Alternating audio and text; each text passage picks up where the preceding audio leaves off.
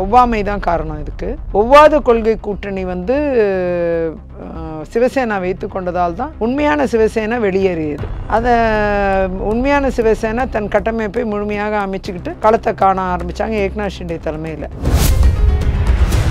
அதுபோல் double engine Sarkar என்ற ஒரு நிலைப்பாடு இந்த தடவை உண்மையாக இருக்குது. மேலே மோடிஜி அவர்களின் ஆட்சியின் திறமை, நாட்டின் பாதுகாப்பு, கட்டமைப்பு, வளர்ச்சி, இது எல்லாமே உள்ளடக்கி மகாராஷ்டிராவின் வளர்ச்சி திட்டங்கள் கொண்டு சேர்த்த தன்மை.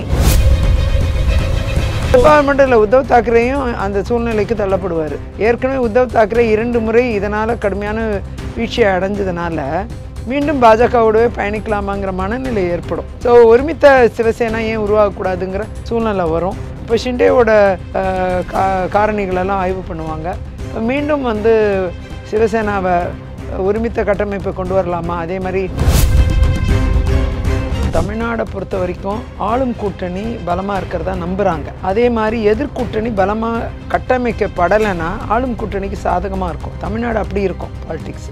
அப்போது இங்கே வந்து காங்கிரஸை விட்டுட்டு ஒரு அரசியலுங்கிற திமுக உடனே சிந்திக்கலைன்னா கூட மெதுவாக சிந்திக்க ஆரம்பிக்கும். நிச்சயமாக வந்து இந்த மாநில கட்சிகளோட கூட்டணி இருக்கக்கூடிய கூட்டணிகள் எவ்வாறு அமையுதோ அதை பொறுத்து தான் இந்த இருமுனை போட்டியா, மும்முனை போட்டியா, 4 முனை போட்டியா, இதை பொறுத்து தான் இருக்குது ஆளும் அரசில் மாற்றம்.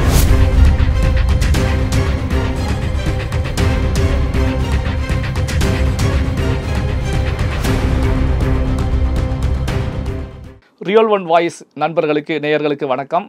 இன்று முன்னாள் சட்டமன்ற உறுப்பினர், வழக்கறிஞர், பாரதிய ஜனதா கட்சியைச் சேர்ந்த விஜயதாரணி அவர்கள் நம்முடைய இருக்கிறார். வணக்கம் மேம். வணக்கம், நேயர்களுக்கு வணக்கம். மேடம், எப்படி இருக்கிறீங்க? நல்லா இருக்கேன் மேடம். இப்போ பார்த்தீங்கன்னா இப்போ ஒரு ஹாப்பி மோடில் இருப்பீங்க. காரணம் என்ன அப்படின்னா, எதிர்பார்த்ததை விட ஒரு இமாலய வெற்றி மகாராஷ்டிராவில். இந்த வெற்றி வந்து ஒரு எதிர்பார்க்கப்பட்ட வெற்றி தானா? ஏன்னா வந்து கருத்து கணிப்புகளை பொறுத்த வரைக்கும் ஒரு 150, 160, 170 அப்படி தான் போய்கிட்டு இருந்துச்சு. ஆனால் வந்து இப்போ இருக்கக்கூடிய நிலைமையில 220 தொகுதிகளுக்கு மேலே லீடிங்கில் போய்கிட்டு இருக்காங்க. நீங்கள் அங்கே களப்பணி ஆட்டிருக்கிறீங்க, பிரச்சாரங்கள் எல்லாம் ஈடுபட்டீங்க. ஸோ இது எதிர்பார்க்கப்பட்ட வெற்றி. நான் களப்பணி ஆற்றும்பொழுது எனக்கு தெரிந்தது என்னென்னா, பாஜக மிகப்பெரிய தனிப்பெருங்கட்சியாக வருங்கிறதுல உறுதியாக தெரிஞ்சுது. சீட்ஸ் வந்து நிற்கிறது 149 சீட்டுக்கிட்ட பாஜக கண்டெஸ்ட் பண்ணதுனால 100 சீட்டுக்கு மேலே இப்போ 145 சீட்டுக்கு மேலே போயிட்டாலே கட்சி அந்தஸ்து 100 சீட்டுக்கு மேலே போனாலே வந்துடும். ஏன்னா மற்ற கட்சிகள் எல்லாமே 80, 81, 80, 49 அப்படி தான் நிற்கிறாங்க கூட்டணி கட்சிகள். அப்போ தனிப்பெருங்கட்சியாக உருவெடுக்கிறதுக்கான எதிர்கட்சிலையும் 100 சீட் தான் காங்கிரஸ், 101 தான். பாக்கி எல்லாருமே 59, 49 அப்படி தான் நிற்கிறாங்க. ஸோ 100 தானாலே தனிப்பெருங்கட்சியாக பாஜக வந்துருங்கிறது எனக்கு நல்லா தெரியும். நான் எதிர்பார்த்தது தான். அது மாதிரி 145 கிராஸ் பண்ணிவிட்டால் ஆட்சி அமைக்கிற தனித்தன்மையாக ஆட்சி அமைக்கிற தன்மையும் கிடைக்கும், வந்துடும். ஆனாலுமே கூட்டணி கட்சிகளை விட்டுட்டு ஆட்சி அமைக்காது பாஜக. பாஜகவை பொறுத்தவரை தனிப்பெருங்கட்சியாக வந்தால் கூட எல்லாரையும் அரவணைச்சிக்கிட்டு தான் ஆட்சி அமைப்பாங்க. ஆகையால் இந்த முறையும் வந்து மிகப்பெரிய வெற்றி பாஜகவுக்கு. இப்போ 220 தாண்டி போயிட்டுருக்காங்கன்னா அந்த 145 இதை கிராஸ் பண்ணிடுவாங்க பிஜேபி. விதர்பா போன்ற இடம்லாம் பார்த்திங்கன்னா காங்கிரஸ்க்கு ஸ்ட்ராங் ஹோல்டுன்னு சொன்ன இடங்களே கம்ப்ளீட்டாக பாஜக கூட்டணி வெற்றி பெற்றிருக்கு. அங்கே வந்து விவசாய தற்கொலை அது இதனால் ஏக்நாத் ஷிண்டே அரசு போகணும், பிஜேபி வரக்கூடாது, இப்படிலாம் பயங்கரமான பிரச்சாரங்கள் தொடர்ந்து 10 ஆண்டு காலமாகவே இருந்த இடங்கள்லாம் பிஜேபி மிகப்பெரிய வெற்றியை, காங்கிரஸ் ஸ்ட்ராங் ஹோல்டெல்லாம் இப்போ பிடிச்சிருக்காங்க. ஸோ அப்படி மிகப்பெரிய வெற்றியை கண்ட பாஜக வந்து இந்த முறை மகாராஷ்டிரா தேர்தலில் அது ஒரு பெரிய வெற்றி தான், அதில் மாற்றுக்கருத்து இல்லை. எதிர்பாராத வெற்றின்னு சொல்கிறத விட என்னை போன்றவர்களுக்கு அது நான் எதிர்பார்த்த வெற்றியாக தான் நான் பார்க்குறேன். இல்லை, வெற்றி எதிர்பார்க்கப்பட்ட வெற்றி அப்படின்னாலும் இப்போ பார்த்தீங்கன்னா 1972 தேர்தலில் காங்கிரஸ் கட்சி 222 இடங்களில் வெற்றி பெற்றாங்க. அதன் பிறகு பார்த்தீங்க அப்படின்னா இந்த 50 ஆண்டுகளுக்கு மேலாக இப்போதான் இந்த வெற்றி கிடைச்சிருக்கு. பார்த்தீங்கன்னா 220 தொகுதிகளை தாண்டி பாஜக லீடிங்கில் போய்கிட்டு இருக்காங்க. நீங்கள் சொன்னது போல் 140, 45 தொகுதிகள் அப்படின்னா இது ஒரு வரலாற்று, ஒரு ரெக்கார்டு அப்படின்னு சொல்லலாம். மகாராஷ்டிரா அரசியலில் இது ஒரு மிகப்பெரிய ரெக்கார்டு அப்படின்னு சொல்லலாம். ஸோ இப்போது பாரதிய ஜனதா கட்சி லீடிங்கில் சென்றுக்கிட்டு இருந்தாலும் அதே நேரத்தில் பார்த்தீங்கன்னா கூட்டணி தலைவர் தான் ஏக்நாத் ஷிண்டே அவர்கள்லாம் முதலமைச்சராக இருக்காங்க. இப்போ கட்சிக்குள்ளேயே இந்த முதலமைச்சர் பதவி, அந்த கூட்டணி அப்படிங்கிறதுல விரிசல் ஏற்படுவது போன்ற ஒரு நிலை தானே தெரிஞ்சுக்கிட்டு இருக்கு. அதுக்கான கருத்துக்கள் தானே கூட்டணி தலைவர்கள் இல்லை, அப்படி இருக்காது. பாஜக நிச்சயமாக வந்து கூட்டணி கட்சிகளை அரவணைச்சு செல்லக்கூடிய கட்சி. அதனால் கூட்டணி கட்சிகளில் அந்த என்ன வாக்குறுதிகள் கொடுக்கப்பட்டதோ அதுதான் கீப்பப் பண்ணுவாங்க. எனக்கு தெரிஞ்சு பாஜக மேலிடம் சரியான முடிவுகளை தான் எடுக்கும். இப்போ நீங்கள் சொன்னது போல் ஒரு மெஜாரிட்டியில் பாஜக ஜெயிக்கிறது அப்படின்னா ஒரு தேவேந்திர ஃபட்னாவிஸ் போன்றவர்கள் தான் முதலமைச்சராக வருவதற்கான வாய்ப்புகள் உருவாகும். அப்போ முதலமைச்சர் அப்படிங்கும்போது ஏக்நாத் ஷிண்டே அதை ஏற்றுக்குவாராம். அதாவது தனிப்பெரும் கட்சியை தாண்டி அறுதி பெரும்பான்மை மேலே உள்ள கட்சிங்கிறது வரணும். அப்படி வந்தால் தான் அந்த பேச்சுக்கே இடம் இருக்கும். அப்போ தான் நம்ம அதை பார்க்கணும், பொறுத்திருந்து பார்க்கணும். ஏக்நாத் ஷிண்டே வந்து ஒரு நல்ல முதலமைச்சராக இந்த கூட்டணி முன்னிறுத்தியிருக்கு, மரியாதை கொடுத்துருக்கு. ஆகையால் பொறுத்திருந்து தான் பார்க்கணும். அறுதி பெரும்பான்மை அடையிறதுக்கு என்ன தேவை, யாரோட உதவி தேவைங்கிறதெல்லாம் பார்க்கணும். அது பின்னர் தான் முடிவெடுப்பாங்க. பாஜக மேலிடம் சரியான ஆலோசனையோடு தான் முன்னெடுப்பாங்க. கூட்டணியில் எந்த சலசலப்பும் இல்லாமல் கேர்ஃபுல்லாக பார்த்துக்குவாங்க. இப்போ பார்த்தீங்கன்னா அவருடைய மகன் ஏக்நாத் ஷிண்டேவுடைய மகன் வந்து ஒரு பேட்டியில் இந்த பக்கம் பாஜக கூட்டணி லீடிங்கில் சென்றுட்டு இருக்கும்போதே என்னுடைய அப்பா தான் மீண்டும் முதலமைச்சராக வருவார் அப்படிங்கிற கருத்துக்களை தெரிவிக்கிறாங்க. அப்போ வந்து பாஜக சைடில் இருந்து ஒருவர் முதலமைச்சராக வருவதை அவங்க எதிர்க்கிறாங்க அப்படின்னு கூட எடுத்துக்கலாம்ல மேடம்? விருப்பப்படுறாங்கங்கிறத பதிவு பண்ணியிருக்காரு. இனி பாஜக மேலிடம் அதுக்கு உரிய நடவடிக்கை எடுக்கும். இப்போ மகாராஷ்டிராவில் வந்து காங்கிரஸ், தேசியவாத காங்கிரஸ் கூட்டணி வீழ்ச்சிக்கு என்ன காரணமாக இருக்கும்? ஏன்னா மிகப்பெரிய ஒரு அடி அப்படின்னு சொல்லலாம். அதெல்லாம் பாதாளத்திலேயே விழுந்துட்டாங்க. அதாவது பார்த்தீங்கன்னா கூட்டணியே ஒரு 50 தொகுதிகளுக்கு கீழே தான் வெற்றி பெறக்கூடிய நிலைக்கு சென்றுகிட்டு இருக்கு. சூழல் அப்படி தான் இருந்துகிட்டு இருக்கு. ஒவ்வாத கொள்கை கூட்டணி, ஒவ்வாமை தான் காரணம் இதுக்கு. ஒவ்வாத கொள்கை கூட்டணி வந்து சிவசேனா வைத்து கொண்டதால் தான் உண்மையான சிவசேனா வெளியேறியது. அதை உண்மையான சிவசேனா தன் கட்டமைப்பை முழுமையாக அமைச்சுக்கிட்டு களத்தை காண ஆரம்பித்தாங்க ஏக்நாத் ஷிண்டே தலைமையில். ஸோ மக்கள் மத்தியில் ஒரு ஒவ்வாத கூட்டணி அப்படிங்கிறது பதிவாயிருச்சு, ஆழமாக ஒரு புரிதல் வந்துருச்சு மக்கள்கிட்ட.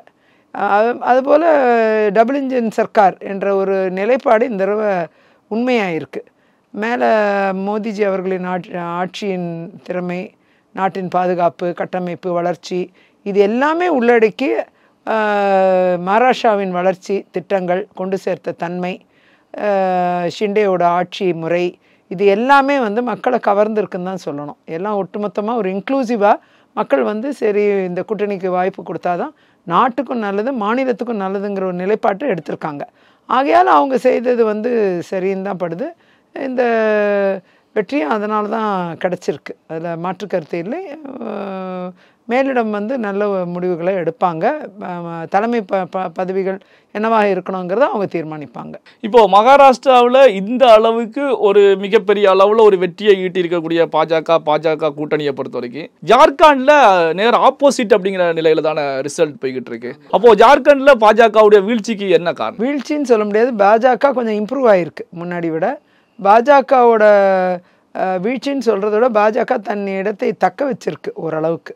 அப்படி தான் சொன்னால் பெரிய வளர்ச்சி இல்லை, அப்படி தான் பார்க்கணும். இது இன்ட்ரஸ்பெக்ட் பண்ணணும். நிச்சயமாக இது ஆய்வுக்கு உட்படுத்தப்பட வேண்டிய ஒன்று. எங்கே நாம் விழுந்தாலும் எங்கே நாம் வளர்ந்தாலும் இரண்டுமே ஒரே தராசில் வச்சு பார்த்து வளர்ந்ததுக்கான சாத்தியக்கூறுகள் எதுவாக இருந்தால் வீழ்வதற்கான சாத்தியக்கூறுகள் எதுவாக இருக்குங்கிறத ஈஸியாக கணிச்சிடலாம். அப்போ அந்த கணிப்பின் அடிப்படையில் நம்மளுடைய அடுத்த கட்ட நகர்வு இருக்கணும், ஸ்ட்ராட்டஜி இருக்கணுங்கிறத பாஜக தெளிவாக இருக்கும். தன் கூர்மையான ஸ்ட்ராட்டஜிக்கல் மூவ்ஸ்னால நிச்சயமாக வந்து பாஜக வந்து அரசியல் கட்டமைப்பை அடுத்தடுத்த கட்டத்தில் சரியாக கட்டமைப்பாங்கங்கிறது தான் பார்க்க வேண்டிய ஒன்று. ஜார்க்கண்ட் தோல்விங்கிறது அது தோல்வியாக நம்ம பார்க்க வேண்டிய அவசியம் இல்லை. அடுத்த கட்டத்துக்கு நகர்வதற்கான ஒரு ஸ்டெப்பிங் ஸ்டோன் ஃபார் சக்ஸஸ் அப்படின்னு தான் நம்ம பார்க்கணும். இப்போ பார்த்தீங்கன்னா மகாராஷ்டிராவில் வந்து காங்கிரஸ், தேசியவாத காங்கிரஸ், ஐஎன்டிஏ இந்த வீழ்ச்சியை பொறுத்த வரைக்கும் இந்த ஐஎன்டிஐ கூட்டணிக்கு இடையில் ஏதாவது விரிசலை ஏற்படுத்துமா? என்ன காரணம் அப்படின்னா சரத்பவாரை பொறுத்த வரைக்கும் காங்கிரஸ்னால தான் எங்களுக்கு தோல்வி அப்படிங்கிற கருத்துக்களை வந்து ஏற்கனவே வச்சிருக்காங்க. சரத்பவார் மட்டும் இல்லை, உத்தவ் தாக்கரேயும் அந்த சூழ்நிலைக்கு தள்ளப்படுவார். ஏற்கனவே உத்தவ் தாக்கரே 2 முறை இதனால் கடுமையான வீழ்ச்சியை அடைஞ்சதுனால மீண்டும் பாஜகவோடவே பயணிக்கலாமாங்கிற மனநிலை ஏற்படும். ஸோ ஒருமித்த சிவசேனா ஏன் உருவாகக்கூடாதுங்கிற சூழ்நிலை வரும். இப்போ ஷிண்டேவோட காரணிகளெல்லாம் ஆய்வு பண்ணுவாங்க. இப்போ மீண்டும் வந்து சிவசேனாவை ஒருமித்த கட்டமைப்பை கொண்டு வரலாமா, அதே மாதிரி தேசியவாத காங்கிரஸை ஒருமித்த கட்டமைப்பில் கொண்டு வரலாமான்ட்டு இவங்க மனமாற்றத்திற்கான வாய்ப்புகள் ஏற்படும். காங்கிரஸ்லேருந்து மீண்டும் பிரிவதற்கான வாய்ப்பு, இந்தியா கூட்டணியிலேருந்து பிரிஞ்சு செல்வதற்கான வாய்ப்புகள் தான் அதிகமாக காணப்படுகிறது. இப்போ மகாராஷ்டிரா தேர்தல் முடிவுகளை பொறுத்த வரைக்கும் தமிழ்நாட்டில் ஏதாவது ரிஃப்ளெக்ட் ஆகிறதுக்கு பிரதிபலிப்பதற்கான வாய்ப்புகள் உருவாகுமா? ஏன்னா அங்கே காங்கிரஸ் வந்து வீழ்ச்சியை சந்திச்சிருக்கு. இப்போ திமுக காங்கிரஸ் கூட்டணி இது வந்து ஏதாவது ரிஃப்ளெக்ட் ஆகிறதுக்கு 2026 உங்களுடைய பார்வையில் வாய்ப்பு இருக்குது. ஏன்னா இப்போ வந்து தமிழ்நாடை பொறுத்த வரைக்கும் ஆளும் கூட்டணி பலமாக இருக்கிறதா நம்புகிறாங்க. அதே மாதிரி எதிர்கூட்டணி பலமாக கட்டமைக்கப்படலைன்னா ஆளும் கூட்டணிக்கு சாதகமாக இருக்கும். தமிழ்நாடு அப்படி இருக்கும் பாலிடிக்ஸ். அப்போது இங்கே வந்து காங்கிரஸை விட்டுட்டு ஒரு அரசியலுங்கிறது திமுக உடனே சிந்திக்கலைன்னா கூட மெதுவாக சிந்திக்க ஆரம்பிப்பாங்கன்னு நான் நினைக்கிறேன். அந்த அடிப்படையில் பார்த்திங்கன்னா எதிர்கூட்டணியில் எவ்வளோ வலுவாக எல்லோரும் ஒன்றா சேர்றாங்க அப்படிங்கிறதுக்கும் புதிய கட்சிகளும் உருவாகிருக்கு. அந்த அடிப்படையில் எதிர்கூட்டணி உறுதியாக கட்டமைப்பு உருவாகலைன்னா கூட்டணிகளை நம்பி அந்த கட்டமைப்பை நம்பி தான் இங்கே பல ஆண்டு 50 ஆண்டு கால அரசியல் அமைஞ்சிருக்கு. திமுக வெற்றி பெற்றாலும் சரி, அதிமுக வெற்றி பெற்றாலும் சரி. இந்த மாதிரி சூழ்நிலையில் தமிழ்நாடுங்கிறது ஒரு வித்தியாசமான மாநிலம்.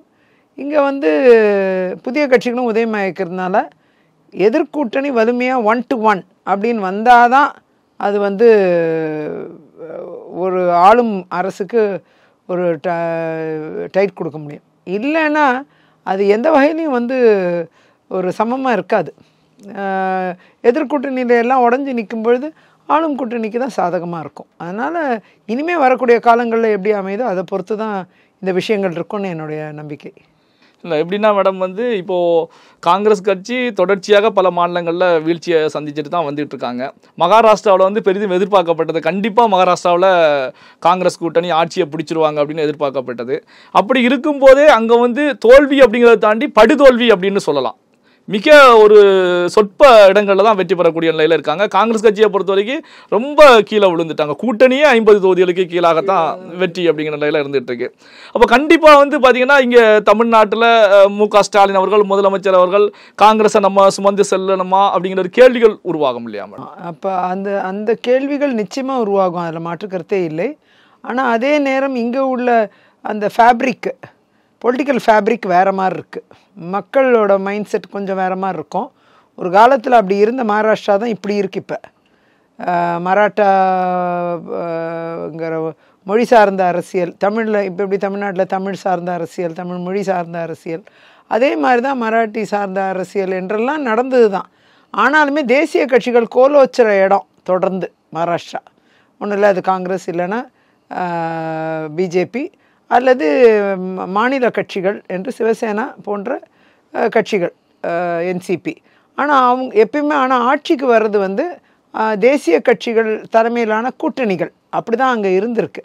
பட் தமிழ்நாடு பொறுத்த வரைக்கும் அப்படி கிடையாது. இங்கே வந்து மாநில கட்சிகள் தலைமையிலான கூட்டணி அப்படி தான் இருந்திருக்கு. தேசிய கட்சிகளை அந்த மாநில கட்சிகளோடு பயணிப்பாங்க. அப்படி தான் இங்கே உள்ள கட்டமைப்பு, அந்த ஃபேப்ரிக் வந்து கொஞ்சம் டிஃப்ரெண்ட்டாக இருக்குது.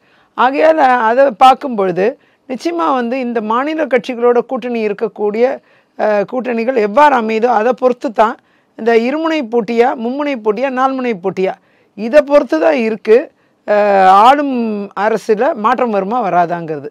ஸோ இது எல்லாமே மாற்றமே வருமா வராதாங்கிற கேள்வியை அமைய போகிற எதிர்கூட்டணி கையில் தான் இருக்குது. ஆக்சுவலாக பல்வேறு முக்கியமான தகவல்களை நம்முடைய ரியல் ஒன் வாய்ஸ் நேயர்களோடு பகிர்ந்து கொண்டதற்கு நன்றி மேம். நன்றி, நேயர்களுக்கு நன்றி.